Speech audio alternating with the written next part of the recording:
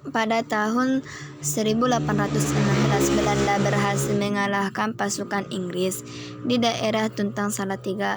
Sejak saat itu dimulailah kekuasaan kolonial Belanda di Indonesia. Jadi sekarang kita akan membahas bagaimana Belanda berkuasa di Indonesia, di antara melalui sistem tanam paksa dan sistem usaha swasta.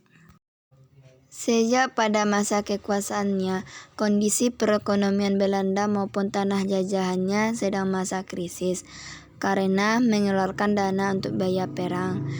Pemerintah Belanda mencari dana untuk memperbaiki krisis ekonomi yang mereka alami. Lalu pada tahun 1829, seorang tokoh yang bernama Van den Bosch, menurut Van den Bosch, untuk memperbaiki perekonomian Belanda di tanah jajahan harus mengajukan usulan kepada Raja Belanda mengenai sistem politik dan ekonomi.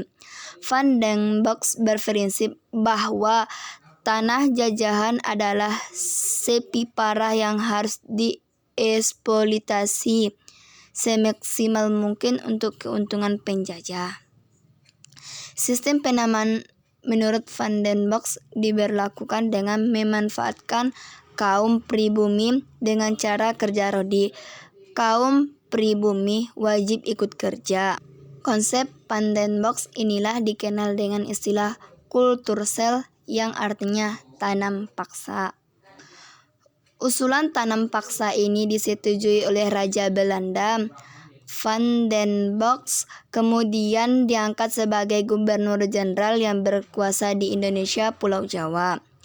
Secara umum, tanam paksa adalah sistem yang mewajibkan para petani pribumi untuk menanamkan tanaman yang dapat diekspor di pasar dunia seperti kopi, tembakau, tebu, dan nilam.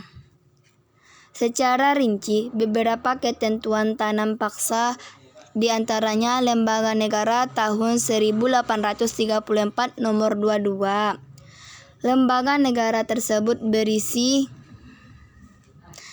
1. Petani pribumi harus menyediakan 1/5 dari tanahnya untuk pelaksanaan tanam paksa. 2. Tanam petani yang dipakai untuk tanam paksa bebas dari pajak. 3. Hasil panen wajib diserahkan kepada pemerintah Hindia Belanda. 4. Penduduk pribumi yang bekerja di lahan tanah paksa diawasi oleh penguasa pribumi, sedangkan hasilnya diserahkan kepada pihak pemerintah. Dalam pelaksanaan sistem tanam paksa, para penguasa pribumi sangat menggerakkan petani dan menghubungkan dan pemerintahan Belanda. Para penguasa pribumi diberi bonus atau dikenal dengan kultur project oleh pemerintah Belanda. Semakin besar hasil setoran pertanian yang diberikan kepada pemerintah Belanda, semakin besar pula kultur project yang dapat penguasa pribumi. Oleh karena itu, demikian mendapatkan kultur project yang besar. Para penguasa pribumi ini memaksa para petani untuk menanam sebanyak-banyaknya. Adanya kultur project memicu banyaknya terjadi penyelewengan dalam pelaksanaan tanam paksa. Penyelewengan tersebut diantaranya tentang tanah luas menurut ketentuan. Tanah pertanian yang digunakan untuk keperluan tanam paksa tidak melebihi dari 1/5 luas tanah pertanian yang dimiliki petani.